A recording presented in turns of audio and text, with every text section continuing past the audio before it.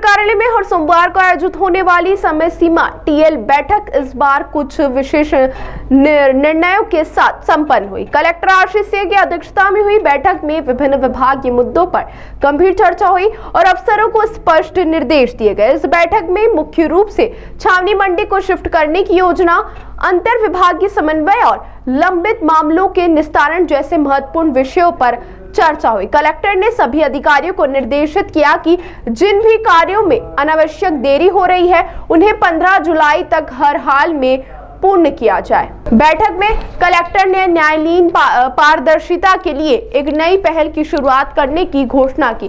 अब जिले के सभी न्यायालय बोर्ड रूम में सीसीटीवी कैमरे लगाए जाएंगे जो सिर्फ न्यायालयीन समय के दौरान सक्रिय रहेंगे।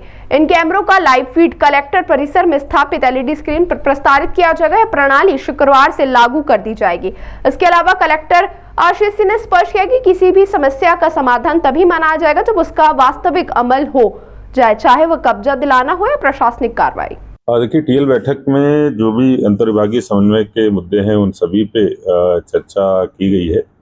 खास तौर पर एक जो मंडी शिफ्ट करने का हमारा प्लान चल रहा है छावनी मंडी का, तो उसमें जो पिछली एपीसी की बैठक हुई थी उसमें जो चर्चा हुई थी कि आईडीए जो भी जिस तरीके का प्लान लेके चल रहा है उसमें जो मंडी बोर्ड है उसकी भी सहायता ली जाए। तो मंडी बोर्ड की सहायता से इस प्लान को बहुत जल्दी एक्सपेडाइट कराना है, इस संबंध में निर्देश प्रदान किए गए हैं।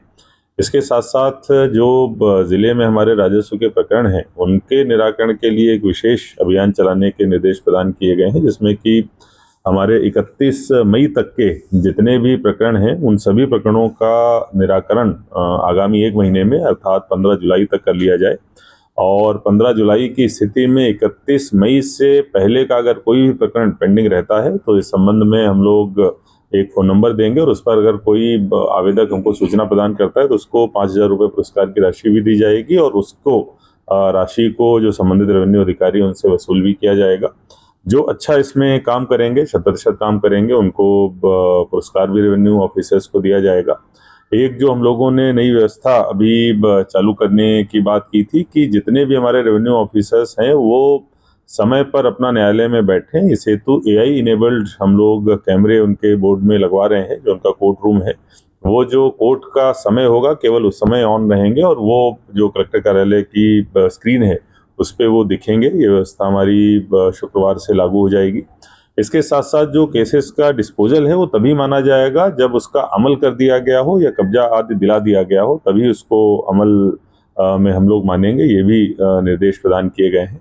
इसके अलावा जो आरआरसी की वसूली है वो हमारे ज़िले में काफ़ी पेंडिंग है, तो उनमें मल्हारगंज में, बिचौली में और कुछ अन्य तहसीलों में कुर्की और जब्ती की कार्रवाइयाँ की गई हैं, नीलामी की कार्रवाइयाँ की गई हैं। अभी कुछ तहसीलों में कार्रवाइयाँ नहीं हुई हैं, तो हमारे आज निर्देश प्रदान किए गए हैं कि ऐसे सभी मामलों में जिनमें आरआरसी जारी हुई है रेरा की खास तौर पर, उन सभी में कुर्की और नीलामी की कार्रवाई करती है।